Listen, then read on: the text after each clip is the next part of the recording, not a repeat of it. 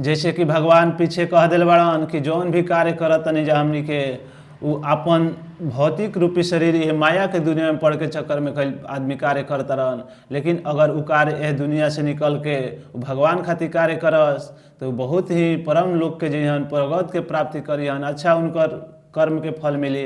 लेकिन अगर वो अपने माया के चक्कर में पड़ के दुनिया में अपन रुपया पैसा भाई बंधु समाज ये सब केहू कुछ ना करे गईला के बाद सब कोई ये कही केहू बैंक के पैसा खोजी, केहू जमीन खोजी, तो केहू कुछ खोजी, तो केहू कुछ खोजी, वही में खोजे में रह जाई, फिर तारा के भुला जाई।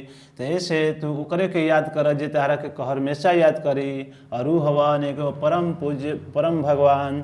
आगे भगवान कहतरन क्षेत्र क्षेत्रज्ञ योरे वरमंतरम ज्ञान चक्षुषा भूत प्रकृति मोक्षम च ये विदुर्यांति ते परम।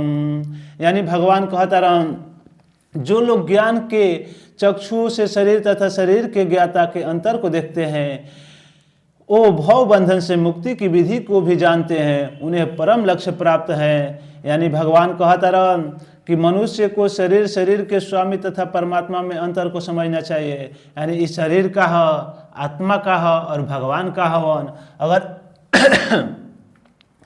अगर तीनों के जे समझ जाता कि इस शरीर काहे खातिर मिलल बा, ओकर आत्माओं में काहे खातिर बाड़न और ई परमात्मा के का कार्य है, तो उ समझ जा कि ई भवबंधन के मुक्ति से मुक्ति पा जाए।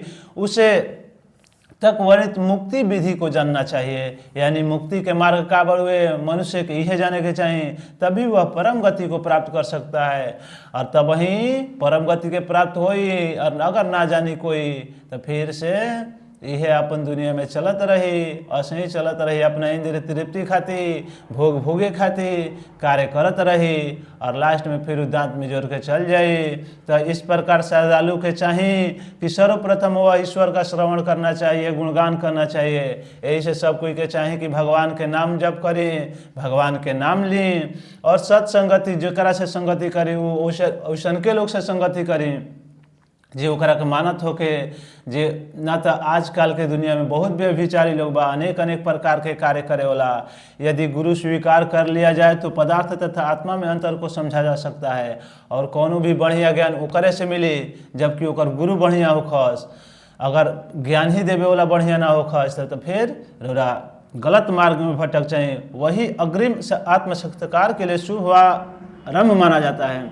अगर रौरा जहिया से बढ़िया ज्ञान मिले लगल वह रौरा खातिर शुरुआत मानल जाए। गुरु अनेक प्रकार के उपदेशों से अपने शिष्यों को देहात्म बुद्धि से मुक्त होने की शिक्षा देते हैं। भगवत गीता में कृष्ण अर्जुन को भौतिक बातों से मुक्त होने की शिक्षा देते हैं। यानी भगवान अर्जुन के कहते रहन ऐसे ऐसे कर्म करेगा चाहिए। तो यही प्रकार से ही मानव जीवन अगर मिलल बा जरा के बढ़िया से करे चाहिए।